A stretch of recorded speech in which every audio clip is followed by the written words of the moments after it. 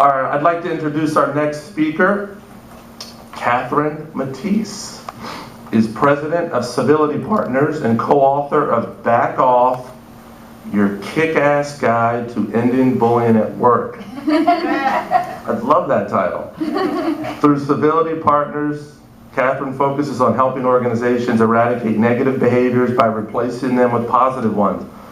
She's helped organizations such as the American Red Cross, the U.S. Marine Corps, Kaiser Permanente, UC Irvine, and many other government, private, and nonprofit organizations.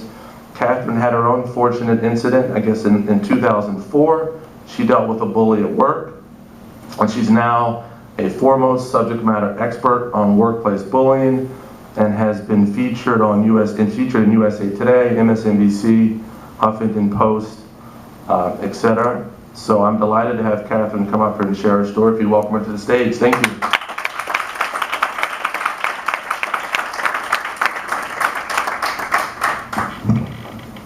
I'm like Devin, I like to be able to move. Well, thanks for having me here today. I'm a little bit different because I'm not a parent and I don't work in the area of children, but I do work in the area of workplace bullying. And so I think Marlene asked me here today to talk to you about the fact that bullying doesn't just end when you graduate from high school.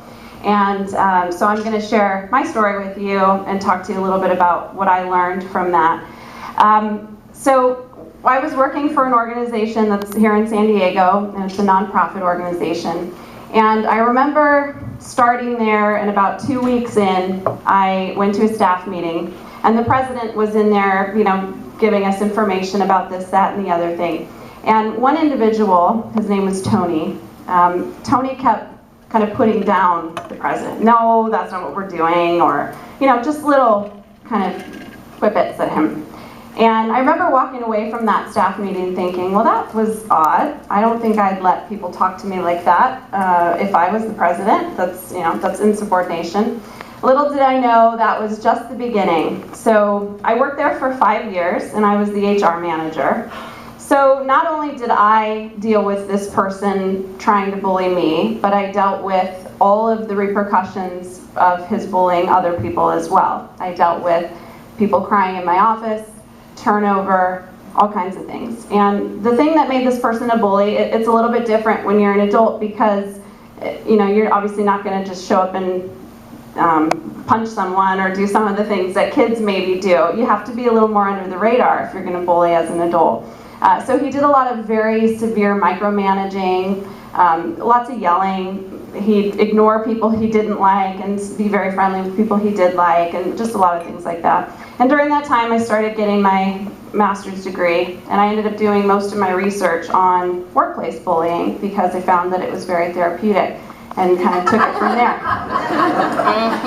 So it was really interesting because I came across the phrase accidentally. I was looking for a topic to write about in a class and found this phrase, and I started reading about it, and I was really shocked to find that I was not the only one, and everything that I was feeling and everything that I was going through and the situation is extremely common.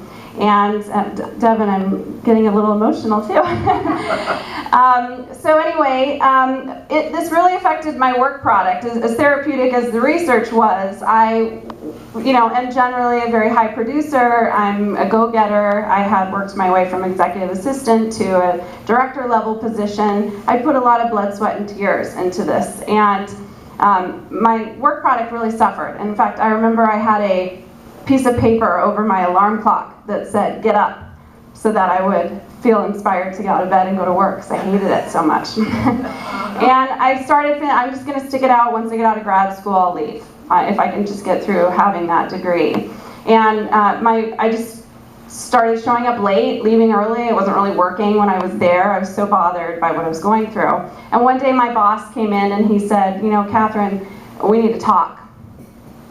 I don't understand what's going on. What's happened? For the last probably 6 months, you've just really gotten out of control with your work product. I know you're late all the time. It doesn't seem like you're producing. What's happening? And I burst into tears and I said, you know what? I hate working here. And I hate what you let Tony do to this organization. And, I think I'm going to give you my 30-day notice. I think I probably should just leave.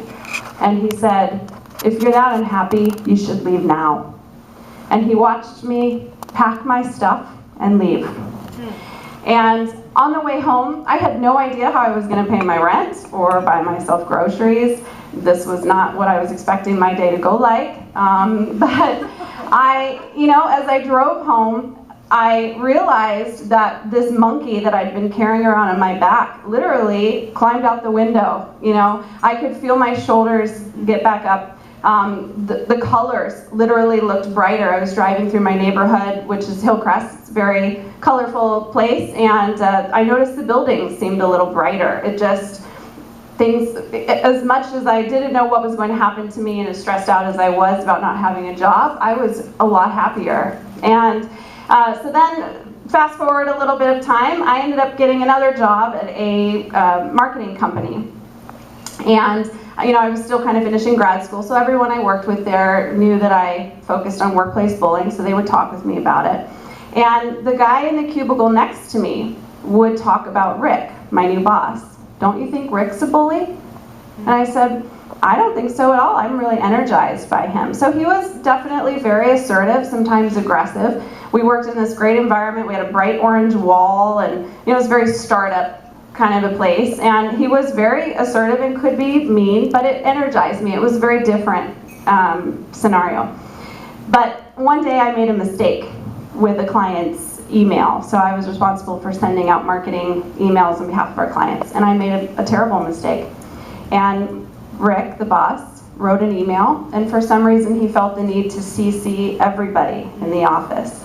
And the email basically said, you made a horrible mistake, kind of cussed me out. It was a really negative email. And I thought, I could not do anything, that's option A, and then I could become like my cubicle mate and be bullied moving forward. Or I can stand up for myself, which is something I hadn't done previously with the other bully. So I hit reply to all. Nice. I wanted everybody to know I was going to respond. I hit reply to all. I never apologized for my mistake. I admitted it. I wasn't going to try to get away with it or pretend it didn't happen, but I did not apologize. I said, Rick, I made a mistake. Here are the 5 options I recommend. Which option would you like me to do so I can correct this? And by the way, any other conversations we have about my mistake will take place in your office behind a closed door. And I hit send, and my heart dropped. And I just sat there going, what's going to happen to me?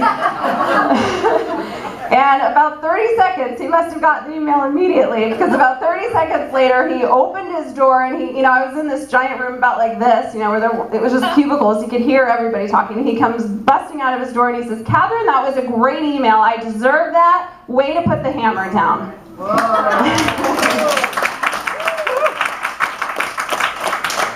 So I was never bullied in that organization. And I started thinking about this person next to me who felt bullied by Rick. And what I realized is it was the communication. Previously I had felt bullied, and it was because I never stood up for myself until it was too late. And then it took a downward spiral, and I started calling in sick and just trying to avoid, and I had gone to a really dark place. I was extremely depressed. I had a sign over my alarm clock to inspire me to get out of bed. And in this situation, I thought, no way, I'm not doing this again, I'm going to nip it in the bud. Now the